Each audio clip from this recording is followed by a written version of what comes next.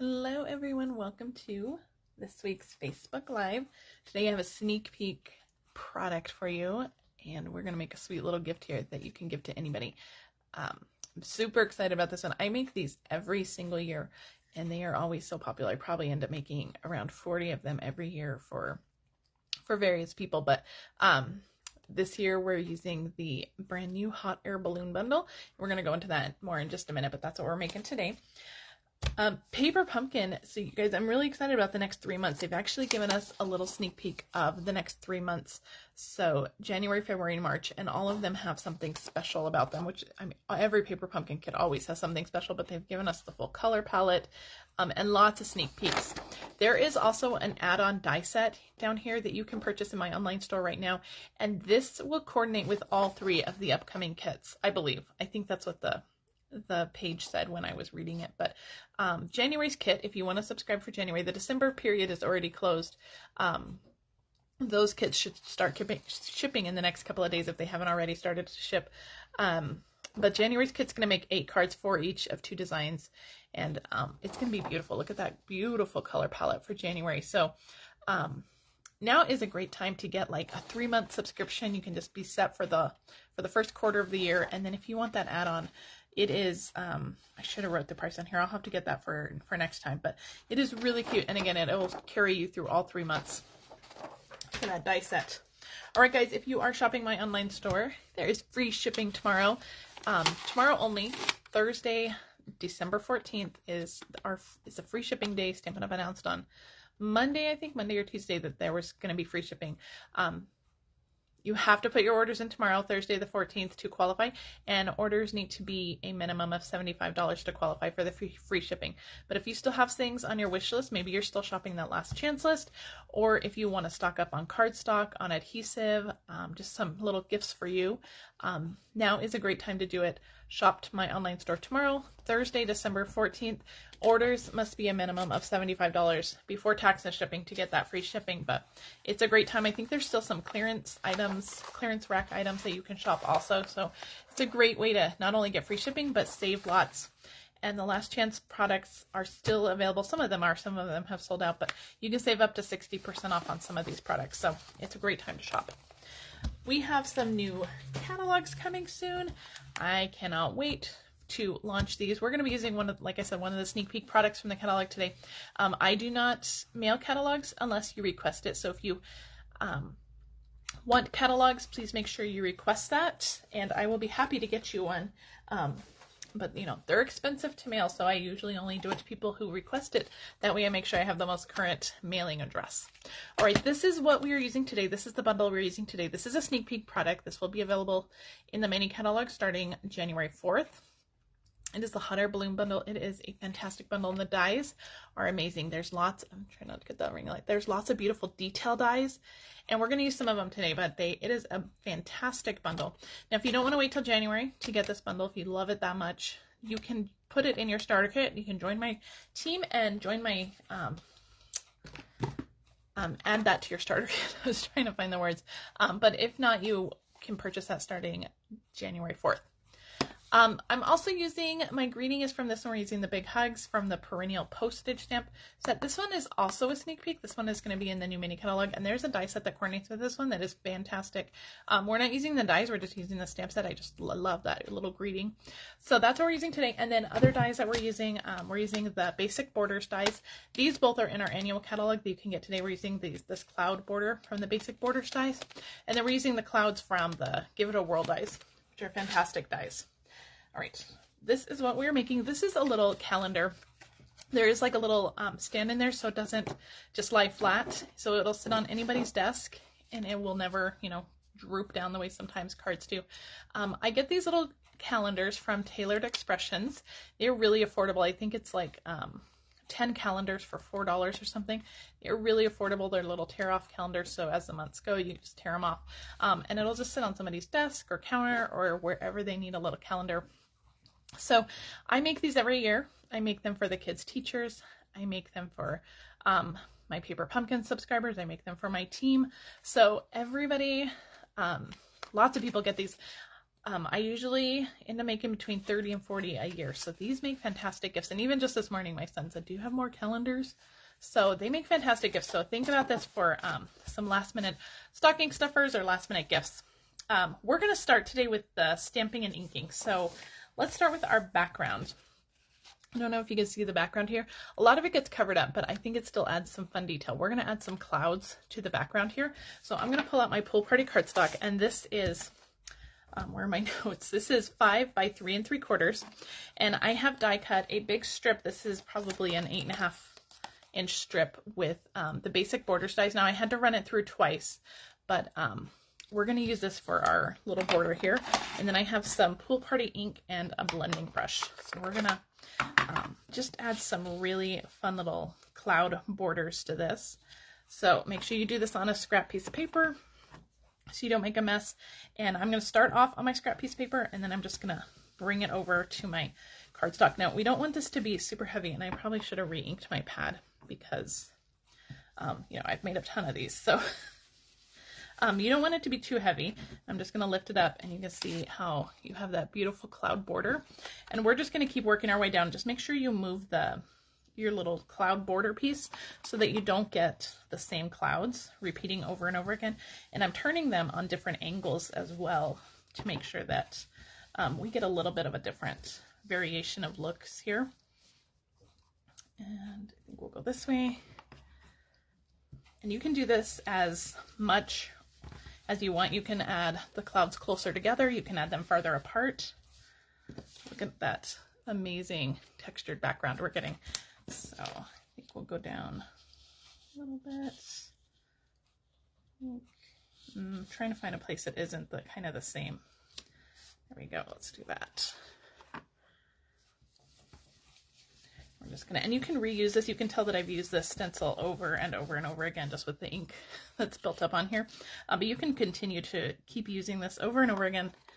It is a great little stencil to have, and you can even keep this, you know, in a case or something so you can pull it out. Once you make one, you're ready to go. Just a little bit down here. Okay.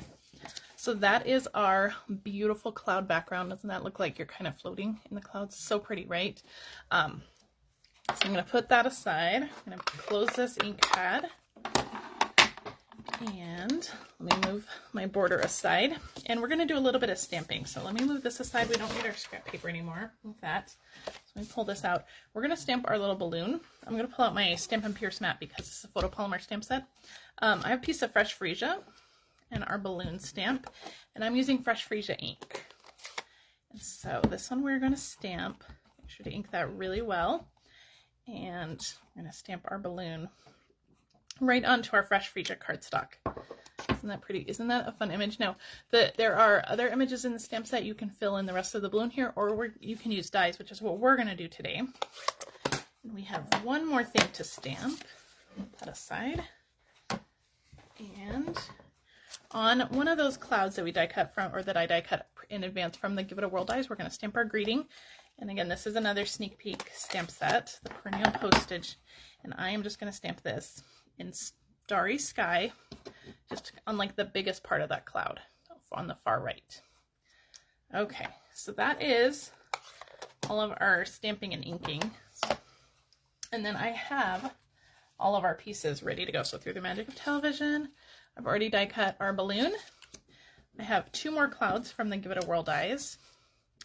And then I have some die cut pieces from the balloon, hot air balloon bundles. We have a little flag out of Bubble Bath. We have this little, I don't know what you call this on a balloon. I should probably learn the terms, but this little piece, it's attached to the basket, and then it's like the ropes that go up on the balloon. So this is out of Starry Sky, and then out of Highland Heather, we have that beautiful balloon detail. Now these 2 pieces, the Starry Sky piece and the Highland Heather piece, I put on adhesive sheets, and that's going to make our life a lot easier when it comes time to glue them down. I probably should have done it on the back of this piece too, but that one's not as crucial. I've also die cut a little fresh Freesia basket from the dies, from the hot air balloon dies, and then from the Give It a Whirl dies out of our 3-color Glimmer. I have some Highland Heather Glimmer paper here, and I just have a heart there. So let's put together our balloon. So I'm actually going to start with this piece, and I'm going to peel off the backing, and hopefully all the little doodads go with it. So there's one little piece here that I want to pop out. Little doodad, come on. Okay, so I'm going to start by putting this on the basket. Let me move all this trash out of the way. Might take your pick tool once to roll over here. This little basket piece is going to line up with our basket, so I'm just going to try to line that up. We're just going to attach that down, just like that.